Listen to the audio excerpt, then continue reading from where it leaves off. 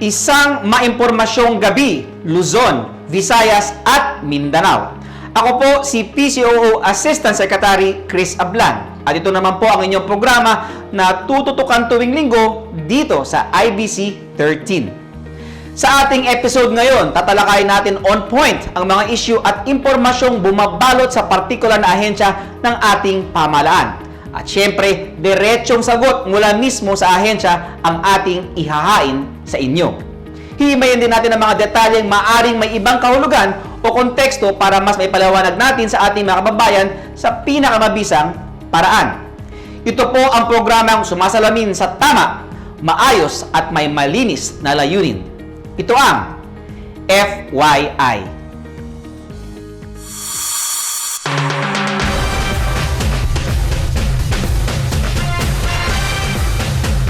Sa ating episode last week, tinalakay natin ang mga adhikain at programa ng DTI sa pamamagitan ni Asec Ruth Castelo ng kanilang Consumer Protection Group, kung saan inilahad niya ang hakbangin ng ahensya sa pagprotekta sa mga consumer ngayong umiiral pa rin ang community quarantine dulot sa COVID-19.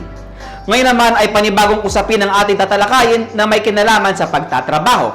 Tamang sweldo, benepisyo at proteksyon ng mga manggagawa sa gitna ng COVID-19 situation ng bansa.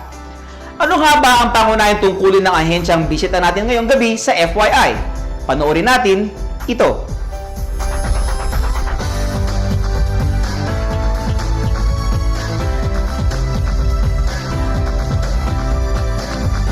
Itinatag para siguruhin ang kapakanan at karapatan ng mga manggagawang Pilipino.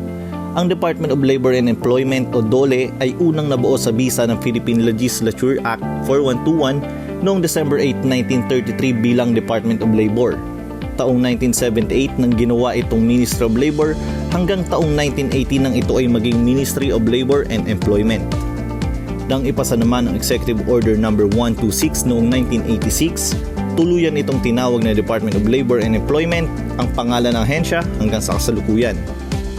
DOLE ang ahensyang naatasan ng batas na ipatupad ang Labor Code o ang Presidential Decree No. 422 na naglalaman ng mga karapatan at patakaran para sa mga manggagawa sa bansa. Bukod pa riyan, layon din ng ahensya na bawat Pilipino ay magkaroon ng marangal, maayos at disenteng trabaho sa pamamagitan ng tiyak na oportunidad para sa lahat. Binubuo ang DOLE ng 10 attached agencies kung saan kabilang ang Philippine Overseas Employment Administration o POEA, ang Overseas Workers Welfare Administration o OWA, ang PRC o Professional Regulations Commission, ang Employees Compensation Commission o ECC. Isa rin sa mga tanggapan sa ilalim ng DOLE ay ang National Wages and Productivity Commission na nagsisilbi namang key policy making body ng pamahalaan sa aspeto ng pasahod at productivity sa bansa. Tungkulin din ng NWPC ang pagsasagawa ng mga pagsasaliksik at pag-aaral, pagsasanay at paglalathala ng mga kaugnay sa kanilang mandato. Lahat ng ito ay inaasahang magsiserbisyo sa manggagawang Pilipino, mapaloob o labas man ng bansa.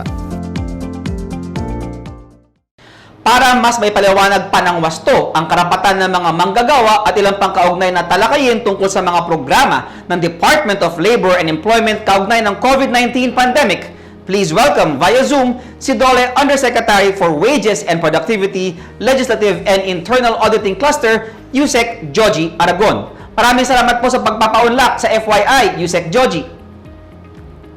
Ay, magandang gabi po, Asec, Asec Kris, at sa inyo pong lahat. Magandang araw o gabi man sa inyo, sir. Simulan na po natin ang mga tanong po para sa Department of Labor and Employment. Ang DOLE po ang pangunahing sumalo sa mga empleyado na naapektuhan ang kanilang trabaho dahil po sa COVID-19 pandemic. Nasaan na po tayo ngayon sa pag-alalay sa ating mga kababayan, Asec Joji? Maraming salamat. Alam niyo, ang DOLE ay may 3 major programs. Ito po ang tinatawag na TUPAD o ito po yung emergency employment para sa informal workers natin or informal sector workers. Meron din naman ho tayong tinatawag na CAMP or COVID Adjustment Measures Program para ho ito one-time cash assistance or subsidy for the displaced and affected workers in the private sector. So nandun ho yun sa payroll, lalo na ho sa mga small businesses, inaayudahan ho natin. At ang pangatlo po ay yung tinatawag na AKAP or abot kamay ang pagtulong para naman mo ito sa mga overseas Filipino workers, whether nasa on-site sila or nandito na ho sa Pilipinas at hindi naman makaalis, walang trabaho. Therefore, sa tatlong major na pagtulong po natin, especially under Bayanihan 1, ay nakatulong tayo sa higit kumulang ay more than 2 million Filipino workers po. We are hoping if and when the President signs the Bayanihan Bill into law, ay pwede natin ituloy-tuloy, sir, ang ayuda natin sa ating mga manggagawa. Maganda po yan, music to the ears of our kababayans po na apektado ng COVID pandemic, na maitutuloy po yung tatlong programa sa ilalim po ng Bayanihan 2. Mula naman po sa usapin ng mga nawalan ng trabaho, dumako naman po tayo sa mga may trabaho po. Paano po nasisiguro ng DOLE na nasusunod po ang wage rates kada rehiyon sa kabila ng ating sitwasyon ngayon? May mga natanggap po ba kayong mga reklamo o feedback mula sa ating mga kababayan kaugnay nito, Yusek Joji? Ang Department of Labor and Employment naman ho sa pamumuno ni Secretary Silvestre H. Bello ay hindi tumitigil. Kahit na ho nagkaroon tayo ng ECQ and then MECQ and now in GCQ, ang ating mga labor inspectors, sir, now totaling 1,210 ay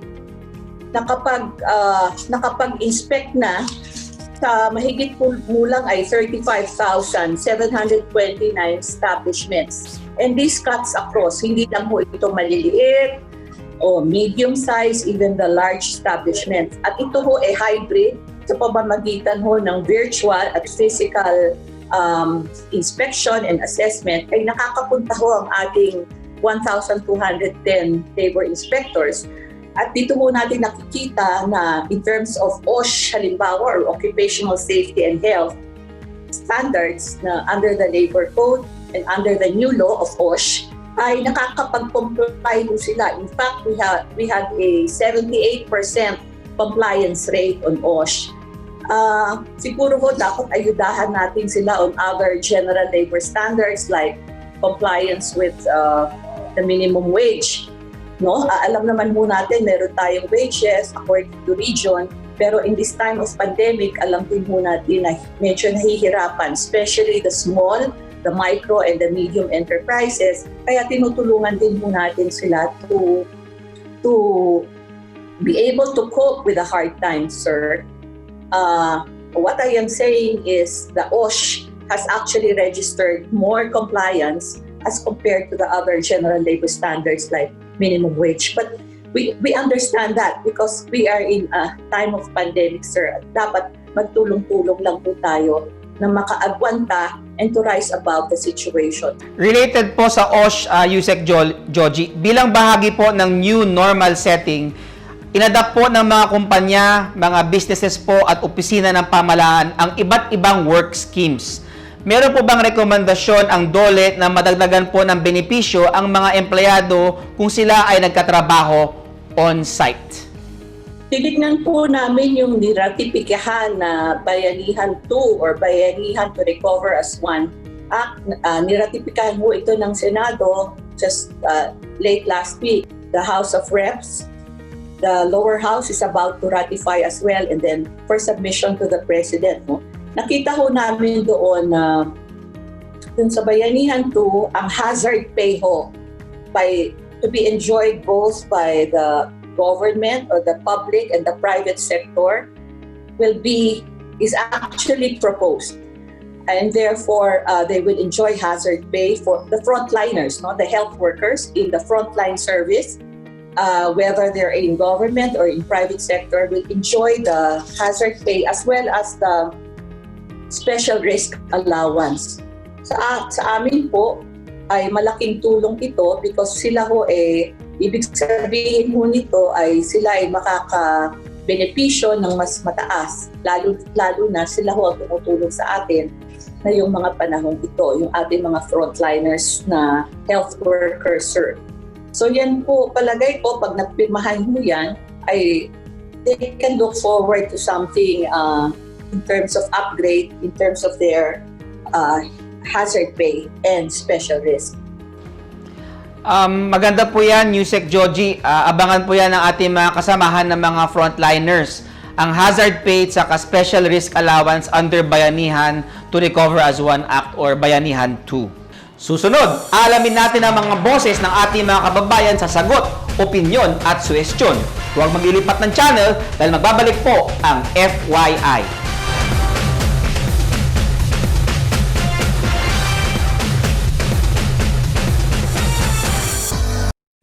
What is freedom of information?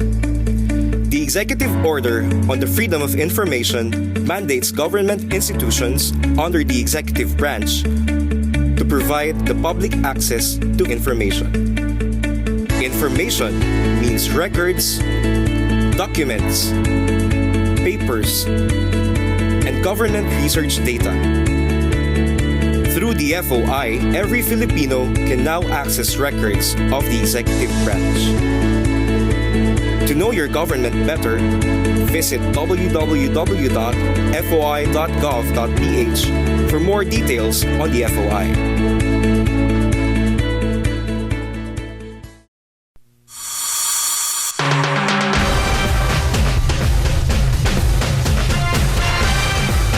Welcome back sa FYI. Ano nga ba ang say ng ating mga kababayan sa ating pinag-uusapan ngayon? Alamin natin ang saloobin ng ating mga kababayan dito lang sa sagot, opinyon at suwestyon. Narito, panoorin po natin.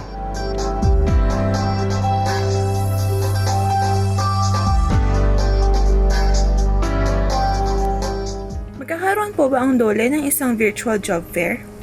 I think ang Bureau of Local Employment, which has the facilities and the infrastructure, will be able, and in fact, they have been instructed by Secretary Bello to offer this kind of facility at this point in time.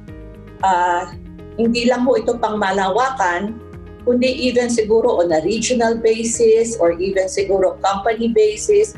Alam ko po at one time yung mga na-retrench pa o nawalan ng trabaho sa ABS-CBN, sir, that offer din po kami ng virtual job fair, no?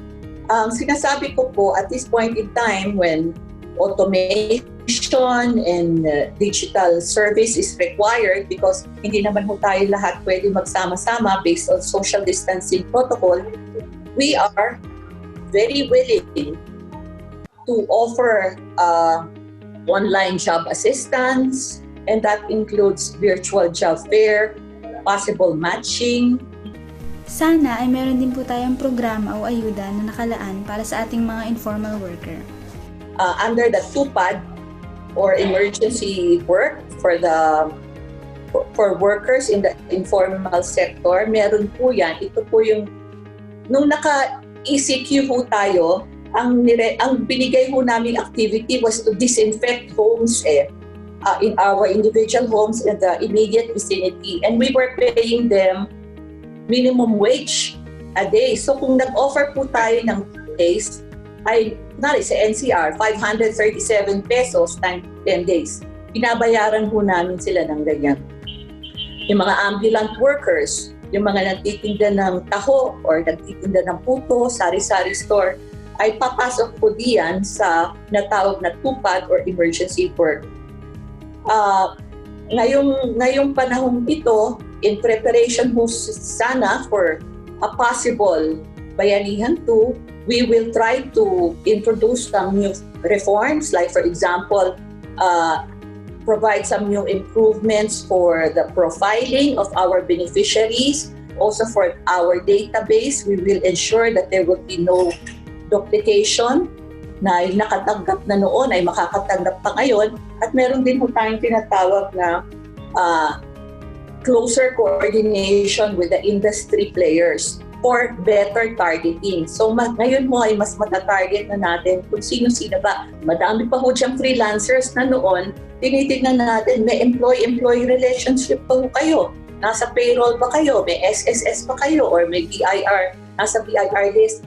But you know, in this time of pandemic, as we are advised, in the context of exercising also flexibility, kailangan hong bigyan din natin ng tulong itong mga taong ito. Ito po yung mga medyo hindi nakapag-benefit from the Bayanihan 1. So hopefully kung ma-approve ang Bayanihan 2, isasama natin yung mga freelance workers. Hindi ho nawawala sa isip namin yan, kaya lang noon, because of resource constraints and budget considerations, tumigil like sa campo, yung COVID Adjustment Measures Program, yung one-time subsidy namin sa mga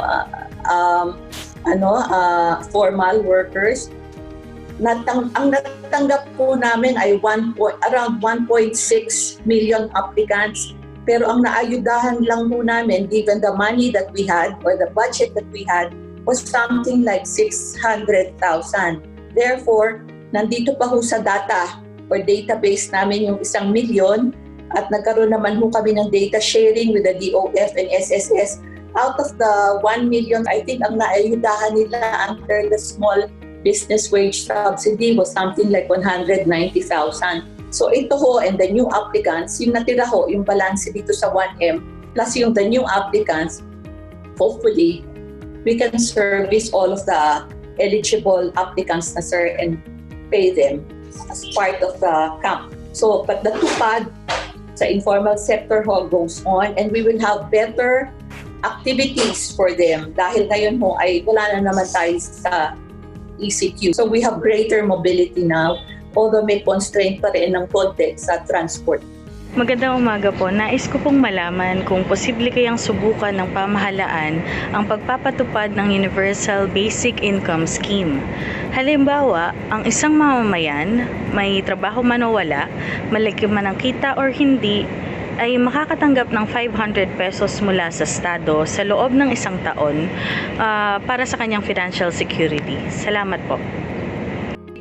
Iba-ibang senaryo ho ay dapat pag-aralan para naman kung ano po yung uubra o pwede given our budget and given our facilities ay bakit naman hindi po. Except that the National Wages and Productivity Commission did some pencil pushing a while ago, no? And out of the 17 million wage and salary workers, ito ho yung mga binabayaran ng pasahod or paid workers. A subsidy of 500 pesos per worker is already equivalent to around 8.9 billion pesos a day. So kung patatagalin po natin at a total of 597.58 billion, 587.5 billion for 3 months ang aming komputasyon, sir, for the 17 million. Of course, as I was discussing with the NWPC Executive Director, of course, hindi naman lahat itong 17 million ay nagiging affected or displaced, hindi po ba? So nonetheless, there will be some budgetary consideration which the government may not be able to afford at this time, given the fact that the proposed Bayanihan 2 budget is something like 140 billion pesos only, and the standby fund is something like 25.58 billion pesos only. So, kailangan ho, ang sabi nga ho nila sa Tagalog, kung maliit ang kumot, dapat kong pagkasyahin. But we are trying really to service as many critically impacted workers are concerned. Salamat po sa ating mga viewers na nagbahagi ng kanilang mga katanungan at suhestyon ngayong gabi. Kung nais nyo rin pong ipaabot ang inyong opinion sa ating SOS, bisitahin lang po ang aming Facebook page na facebook.com/FYI-PH official.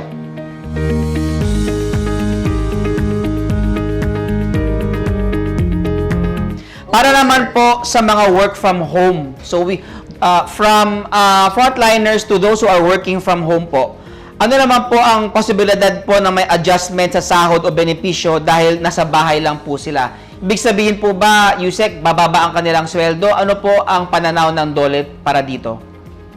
Ang pananaw po namin dito, ang work from home is one of the flexible work arrangements na open and part of the menu that can be considered by both employees and management. So ang ibig sabihin mo nito, ang importante ay magkasundo ang dalawang panig.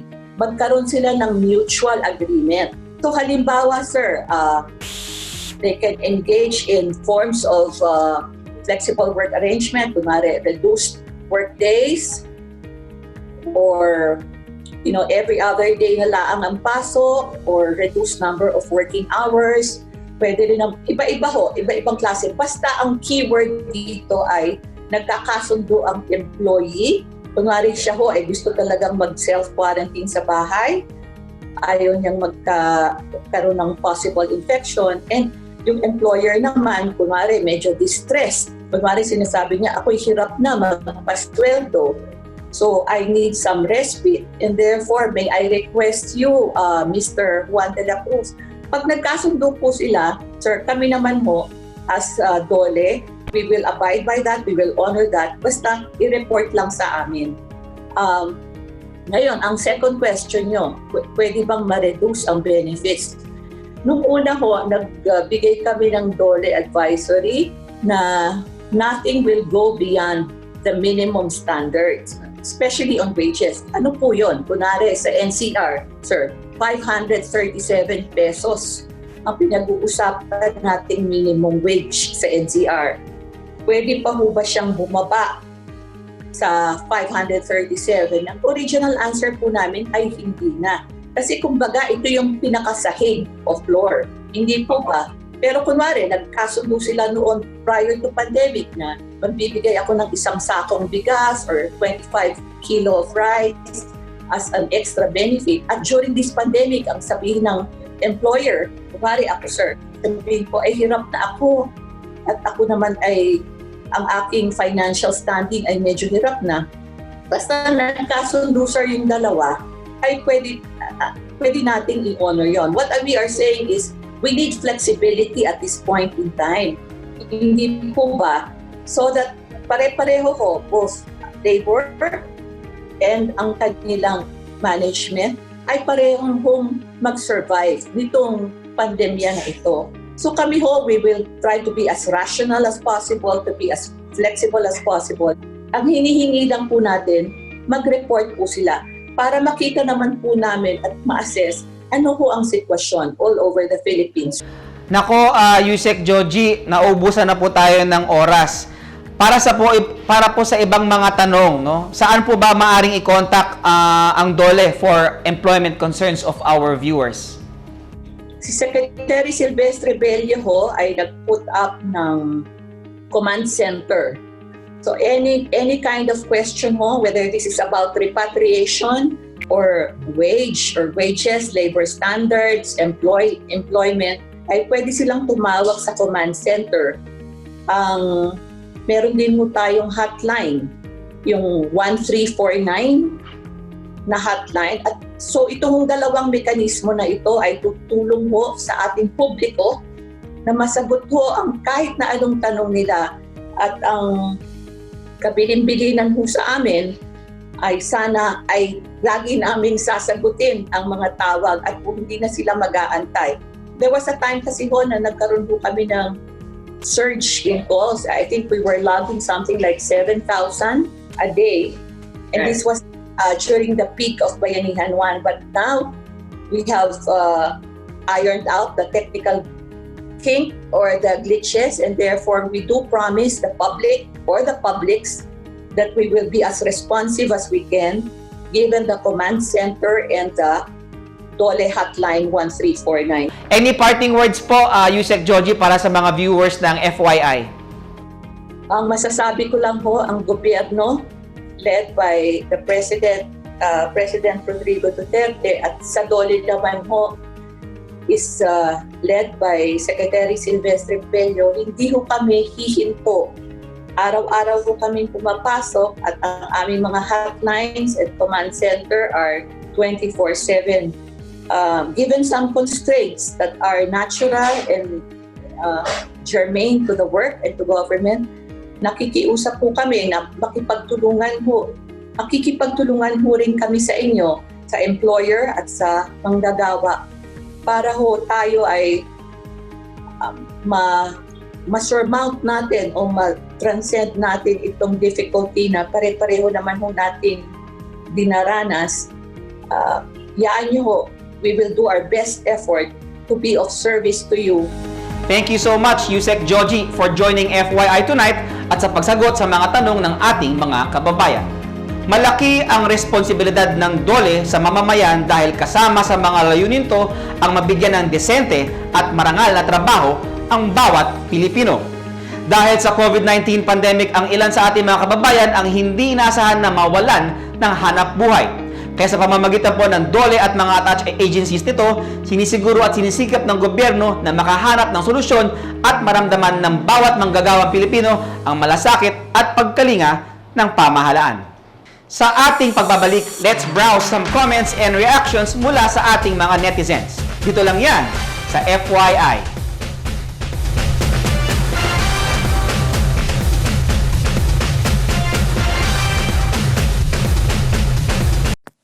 Get to know your government better. Access records through the FOI. There are two ways, standard and online. For standard FOI, Step 1. Write a request to the agency and comply with their requirements. Step 2. 15 to 35 working days processing time. Step 3. You will receive a message when the information you need is ready. For online requests, Step 1. Search the information or the agency. If it's not yet available, make a request. Step 2. Wait for the email regarding the status of your request. Step 3. You can now review the information you need via email or through a government website. Visit the FOI website for more details.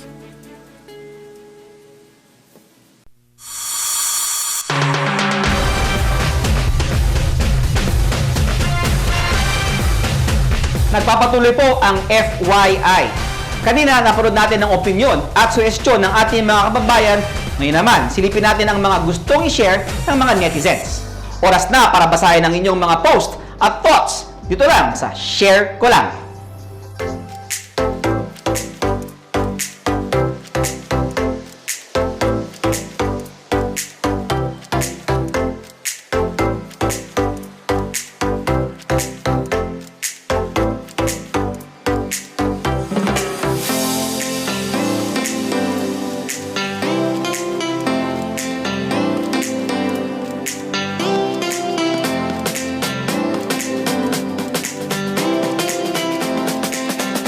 Kung nais nyo po maging parte ng aming programa at nakialam sa mga napapanahong issue, mag-like, comment at share lang ng ating pages. Bukod dyan, makita nyo rin po ang iba't ibang mahalagang announcements at paalala mula sa pamahalaan. Bisitahin lang po ang facebook.com/FYI-PH official. Sundan din ang official Facebook at Instagram accounts ng Freedom of Information Philippines, facebook.com/FOI Philippines at instagram.com/FOI-PH. Makinig din po tayo sa ating FOI sa radyo tuwing Biyernes alas 6 ng gabi sa Radyo Pilipinas 738 on the AM. Layo ng ating programa na maitaguyod ang pamahalaan para mas maging bukas sa publiko ang mga gawain, proseso at impormasyon ng iba't ibang ahensya. Sa pamamagitan nito, nabibigyan natin ng pagkakataon na malaman at maunawaan ng mamamayan ang mandato ng bawat ahensya at ng mga nanunungkulan dito. Magiging tulay nyo rin po kami sa patas at totoong paglalahad ng kaalaman. Maraming salamat po sa pagtutok nyo sa 30 minuto ng siksik sa impormasyon at talakayan. Lagi natin tandaan, karapatan ng bawat Pilipino na malaman ang mahalagang impormasyon mula sa pamahalaan. Ako po si Asec Kris Ablan at ito ang FYI.